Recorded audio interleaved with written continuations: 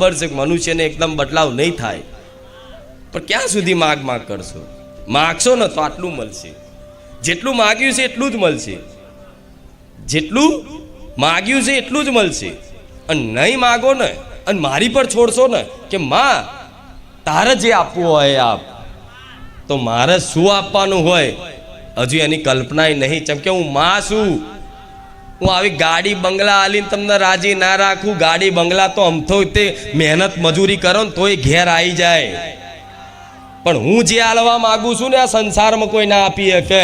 એનું નામ માતા કહેવાય. રામ જોઈએ છે ને એવી વસ્તુ. એક દિવસ એક રાજા હતા અને મતલબ એક વ્યક્તિના, એક ગરીબ વ્યક્તિ હતો, એણે કોઈની મતલબ જાન બચાવી.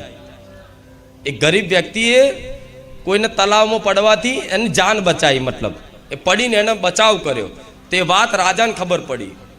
એ વાત રાજાને ખબર પડી તો કે આપણા વિસ્તારમાં એક વ્યક્તિએ તલાવમાં પડેલા વ્યક્તિ માટે એનો જીવ જોખમમાં મૂકીને એને બચાવવાનો પ્રયાસ કરીને તલાવમાં પડ્યો.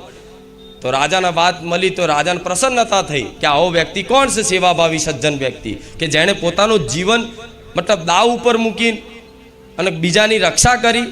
તો બોલાવો આપણે એમના આપણા મહેલમાં. શું બોલાવો? તે મતલબ એ રાજા એ વ્યક્તિને બોલાવવા મોકલ્યા સિપાહીઓ, અને રાજા જોડે એ વ્યક્તિ ગયો અને કીધું કે બોલો, તો કે તમે આટલી મતલબ પોતાનો જીવ જોખમમાં મૂકીને તમે આ બચાવ કર્યો? તો કે હા હા મહારાજ બચાવ કર્યો.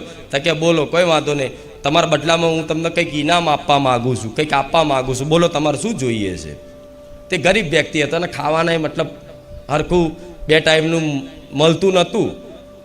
તો ગરીબ વ્યક્તિ હતો તો એણે શું માગ્યું કે 1 વર્ષ માટે મારે ભર્યા ભંડાર ભરાઈ દો, બરાબર, અને 1 વીઘામાં જગ્યા કરી આલો, અને મારું એક નાનું એવું ઘર બની આલો.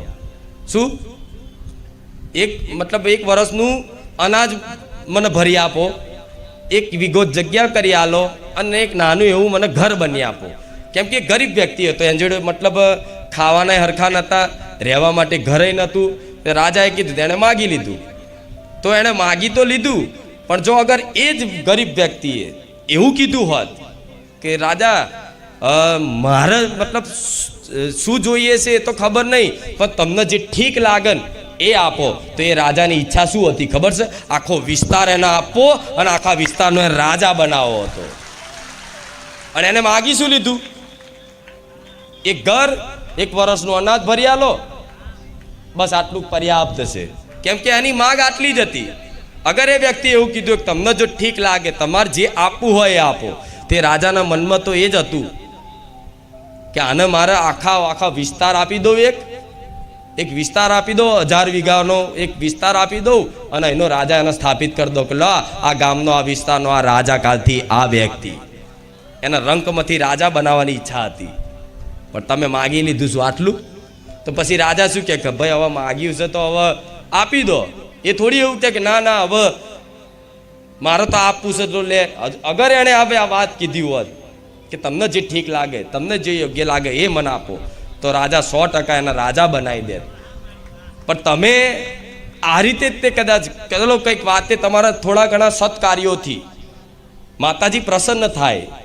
માતાજી પ્રસન્ન થાય એટલે એક દેવી શક્તિની એક મહિમા હોય છે કે તમે એની જેને માનતા હોય, જે તમારા આરાધ્ય દેવ હોય, માતાજી હોય, એની તમે દીવો કરતા હોય, અગરબત્તી કરતા હોય, એનું નામ લેતા હોય, એનું સ્મરણ થતું હોય, એના ફોટામાં મોબાઈલમાં જોતા હોય, એના દર્શન કરતા હોય, એના દરબારમાં જતા હોય, તો એક દેવી શક્તિની મહિમા હોય છે. એનું નામ લેવાથી, એને યાદ કરવાથી, એનું સ્મરણ કરવાથી, એના ધામ જવાથી આપે રૂપે મહિમા તમારી આગળ પાછળ ફરે.